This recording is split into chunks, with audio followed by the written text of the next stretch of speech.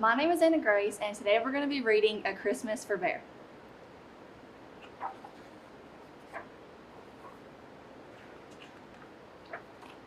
Bear had never had a real Christmas. He never had a tree with a sparkling star, or candy canes, or even gingerbread bears.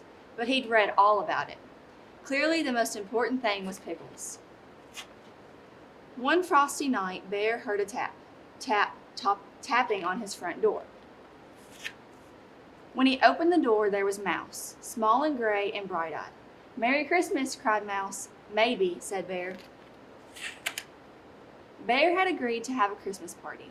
He'd never had one before. "Do we open the presents first?" Mouse asked eagerly. "Presents?" Bear shook his head. "Most unseemly." "What?" Mouse's eyes opened wide. "No presents? We shall sit around the tree and eat. I might even read a poem." "Surely that will do," Bear declared. Then Bear went to the kitchen to get the Christmas pickles. But when he came back, no Mouse. "Mouse, where are you?" Mouse didn't answer. Bear heard a tiny scurrying sound. It was coming from upstairs. Bear climbed the stairs to his bedroom. The scurry sound was under his bed. "Mouse?" "Yes," came a muffled voice. "Are you looking for a present?" Mouse peeped out from under the bed. He had a bit of dust on his nose. "Perhaps," said Mouse. "Unnecessary hogwash," Bear scolded. "We have pickles, remember?" "Oh," said Mouse, and Mouse trudged behind Bear back to the living room. Bear went to the kitchen to get the cheese. But when he got back to the living room, no Mouse. "Mouse, you're looking for a present again, aren't you?" "Maybe," came a tiny voice. It was out in the hall. Bear opened the closet door. There was Mouse, small and gray and guilty-eyed. "Not even one tiny present?" squeaked Mouse.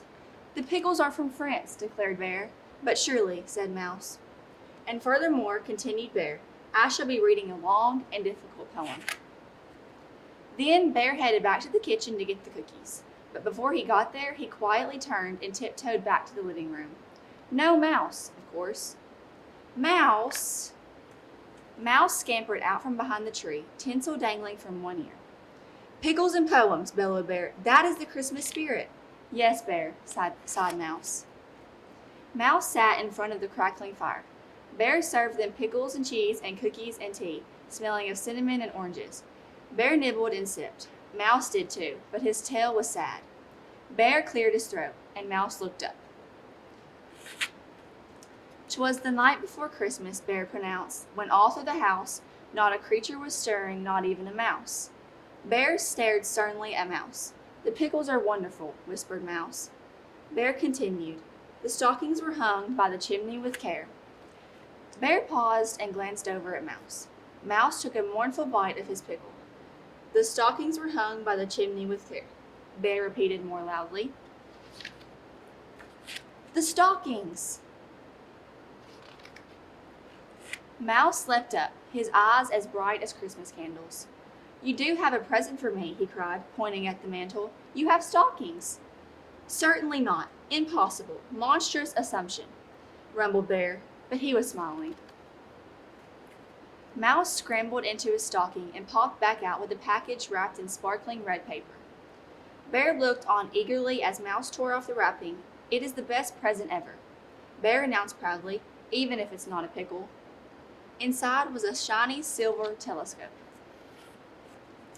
Bear hurried Mouse into the crisp winter night. Mouse pointed the telescope toward the glowing moon. "Most wonderful," Mouse said softly. "Thank you, Bear." "Yes, indeed," Bear smiled, then looked at Mouse. "Well, what?" Mouse was busy studying the stars with his new telescope. "Mouse, you didn't forget, did you?" Bear looked most stricken. "Pickles and poems," said Mouse. Then he turned the telescope toward a nearby fir tree. "And presents!" There, peeking out from the snowy branches, was a bright red bow. Bear hurried over and pulled out a wooden sled with shiny red runners. "I've always wanted a sled with shiny red runners," said Bear. "Thank you, Mouse. You are—" Bear swallowed. "You are an excellent companion, someone of whom I am most fond." "You are my best friend, too," said Mouse with a happy flick of his whiskers. "Merry Christmas, Bear." "Merry Christmas, Mouse," cried Bear. Then Mouse and Bear jumped on the sled and swooped down the hill under the shining stars of Christmas.